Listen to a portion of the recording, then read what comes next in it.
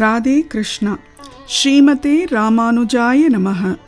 யோ நித்யம் அச்சுத பதாம்புஜ யுக்ம ருக்ம வியாமோகதாம் ஸ்ததிதராணி த்ரிணாய மேனே அஸ்மத் குரோர் பகவதோ தயைக சிந்தோஹோ ராமானுஜஸ்ய சரணம் சரணம் பிரபத்யே. 15 வாக்கியம் பார்த்துட்டோம். 11வது வாக்கியம், பிஞ்சாய் பழுத்தேனே ஆண்டாளை போலே.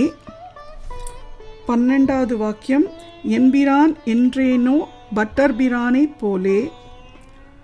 13வது வாக்கியம், ஆராய்ந்து விட்டேனோ திருமழிசை ஆழ்வாரை போலே. 14வது வாக்கியம், அவன் சிறியன் என்றேனோ ஆழ்வாரை போலே. 15வது வாக்கியம், ஏதேனும் என்றேனோ குலசேகரரை போலே. இப்போ 16வது வாக்கியம், இது ஒரு அழகான கிருஷ்ண வாக்கியம்.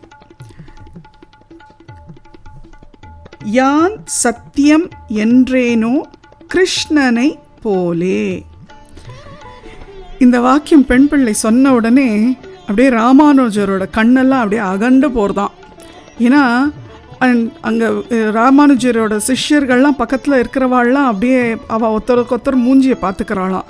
என்னது இது, தன்னேரம் பெண் பிள்ளை ரொம்ப அழகாக வாக்கியங்கள்லாம் அவ்வளோ அம்சமாக சொல்லின்னு வந்தா, இப்போது ஒரு வாக்கியம் சொல்கிறாளே, இது சம்பந்தம் இல்லாமல் இருக்கே அப்படின்னு எல்லாரும் யோசிக்கிறாளாம். ஏன்னா கிருஷ்ணன் அப்படின்னாலே பொய் நம்பி அப்படின்னு ஆழ்வார்கள்லாம் முத்திரையே குத்திட்டா. ஏன் ஆழ்வார் ஆண்டாளே கேட்குறாளாம், நாச்சியார் திருமொழியில், ஏழா பொய்கள் உரைப்பானே எங்கே போத கண்டீரே அப்படின்னு கேட்பாளாம்.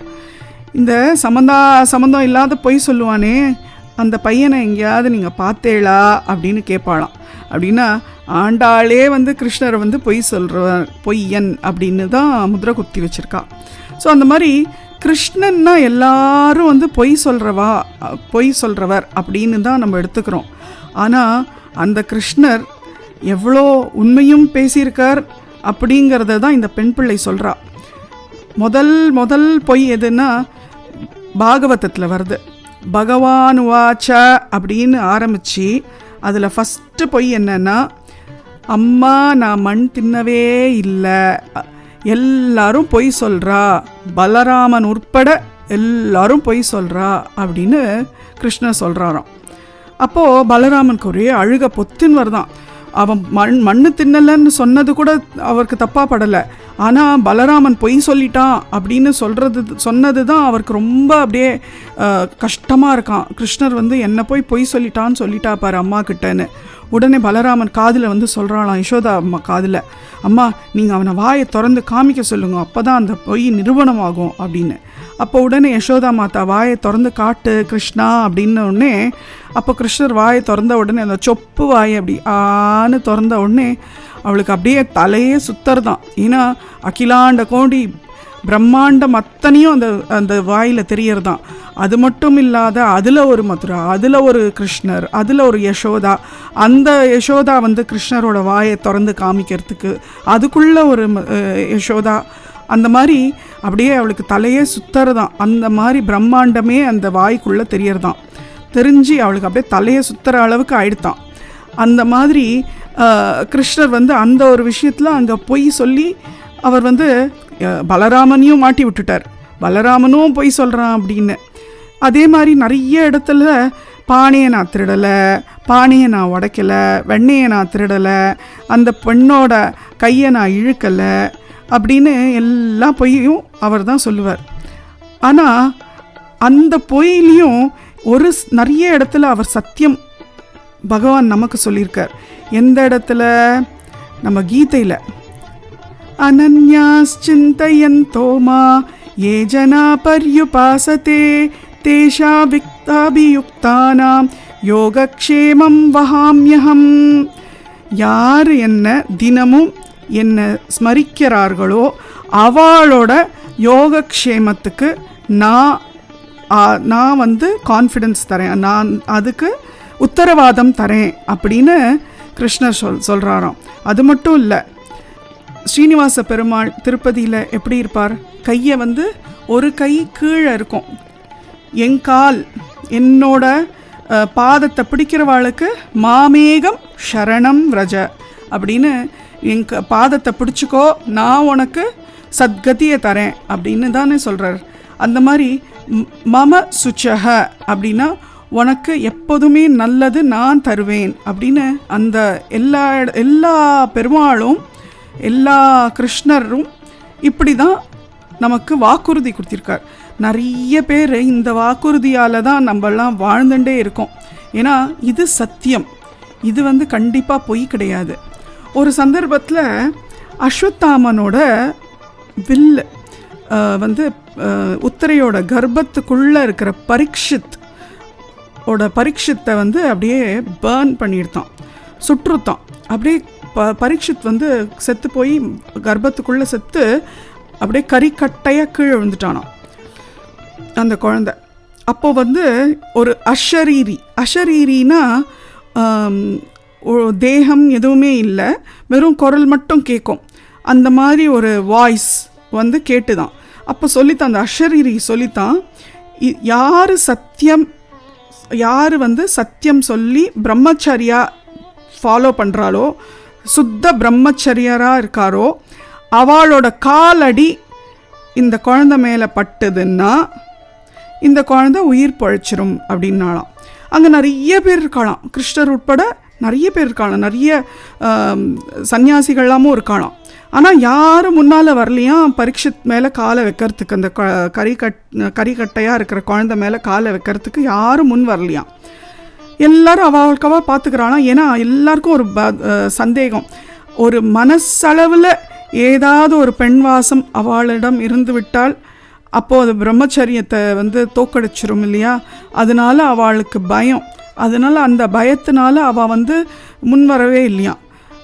கிருஷ்ணர் வந்து நான் இருக்கிறேன்ட்டு முன்னால் வராராம். எல்லாரும் இப்படி பார்க்குறாளாம், என்னது கிருஷ்ணர் வரார் அப்படின்னா. ஏன்னா கிருஷ்ணருக்கு வந்து 16,108 மனைவிகள், அது தவிர கோபிகையர்களோடெல்லாம் ராசம் ஆடுறது வழக்கம். அது மட்டும் இல்லாத குப்ஜையை வந்து கூண் நிறுத்தினவர். அந்த மாதிரி இவருக்கு பெண் வாசமே இல்லைன்னு சொல்கிறது எவ்வளோ பெரிய விஷயம் அப்படின்ட்டு, என்னது கிருஷ்ணர் வராரே அப்படின்னு பார்க்குறாளாம். ஆனால் அவர் வந்து அப்படி காலை பரீட்சித் மேலே வச்ச உடனே அந்த குழந்தைக்கு உயிர் வந்துடுறதான். உயிர் வந்த உடனே எல்லாரும் பார்த்து ஆச்சரியப்படுறாளாம், என்னது இப்படி ஒரு ஆச்சரியம், கிருஷ்ணர் போய் இப்படி பெண் வாசமே இல்லைன்னு சொல்லிட்டு வந்து அந்த குழந்தையும் உயிர் பழிச்சுடுத்தே அப்படின்னு எல்லாரும் யோசிக்கிறாளாம். அப்போ தான் கிருஷ்ணருக்கு வந்து இத்தனை மனைவிகள் இருந்தாலும் அந்த மனசளவில் அந்த பந்தம் கிடையாது.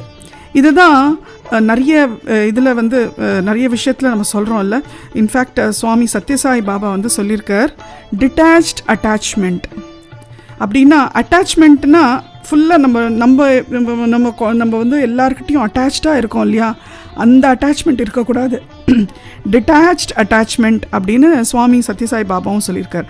அதே தான் இந்த கிருஷ்ணர் வந்து அந்த ஒரு இதில் வந்து பரீட்சித்தை காப்பாற்றினது வந்து அவரோட இதில் வந்து பார்த்தா இத்தனை மனைவிகள் இருந்தாலும் அவர் வந்து ஃபாலோ பண்ணது டிட்டாச்ட் அட்டாச்மெண்ட் அப்படின்னா அந்த பந்த பாசம் இல்லை அவருக்கு. he was not attached to anybody. அந்த மாதிரி அதுதான் நம்மளும் ஃபாலோ பண்ணணும். ஸோ அதனால வந்து அந்த குழந்தை உயிர் பழைச்சிடுது. ஸோ இந்த மாதிரி இந்த விஷயத்தை வந்து அழகாக பெண் பிள்ளை ராமானுஜமிடம் சொல்கிறா. இந்த மாதிரி கிருஷ்ணர் வந்து சத்தியன், அவன் வந்து எப்போதுமே சத்தியத்தை தான் உரைத்திருக்கார் அப்படின்னு எல்லாரும் பொய் நம்பின்னு சொன்னால் கூட அவள் கிருஷ்ணர் பக்கம் நின்று சத்தியத்தை தான் கிருஷ்ணர் கடைப்பிடிச்சிருக்கார் அப்படின்னு அழகாக ராமானுஜர்கிட்ட சொன்னார் பாரு. ராமானுஜருக்கு ஒரே சந்தோஷமாக இந்த மாதிரி ஈவன் ஆழ்வார் எல்லாரும் அவரை வந்து பொய்ன்னு தான் எல்லா பாசுரங்களையும் பார்த்தா கிருஷ்ணரை வந்து பொய்யன்னு தான் சொல்லி பார்த்துருக்கோம். ஆண்டாளே சொல்லிட்டா. அதுக்கப்புறம் ஆனால் அதுக்கும் மேலே இந்த பெண் பிள்ளை என்ன அழகாக அனுபவிச்சிருக்கா பார் கிருஷ்ணரை, அந்த அனுபவத்தில் அழகாக சொல்லியிருக்கா பாருன்னு ஆனந்திக்கிறாராம். அப்போது இந்த பெண் பிள்ளை திரும்பி கண்டினியூ பண்ணுறா. அந்த மாதிரி சத்தியம், கிருஷ்ணர் வந்து யான் சத்தியம் என்றேனோ கிருஷ்ணரை போல, அந்த மாதிரி எனக்கு இந்த ஊரில் வந்து வைத்தமாநிதி பெருமாள் இருக்கா, எனக்கு இந்த ஊரில் வந்து இந்த பெருமாள் இருக்கா, இந்த பெருமாள் வந்து என்னை காப்பாற்றுவா, அந்த பெருமாளோட சத்தியம் இருக்குது அப்படின்றதெல்லாம் எனக்கு தோணலையே. அடியாள் வந்து முசல் புழுக்க சுவாமி, வரப்பில் கடந்தா என்ன, வயலில் கடந்தா என்ன, என்னால் எந்த பிரயோஜனமும் இல்லை சுவாமி, அதனால தான் நான் இந்த ஊரை விட்டே போகிறேன் அப்படின்னு சொல்கிறாளாம். ராமானுஜர் அப்படியே ஆனந்தத்தில் வியந்து போகிறாளாம் பெண் பிள்ளை பேசுகிறத கேட்டு. 16வது வாக்கியம், யான் சத்தியம் என்றேனோ கிருஷ்ணரை போலே. ராதே கிருஷ்ணா. ஸ்ரீமதே ராமானுஜாய நமஹ.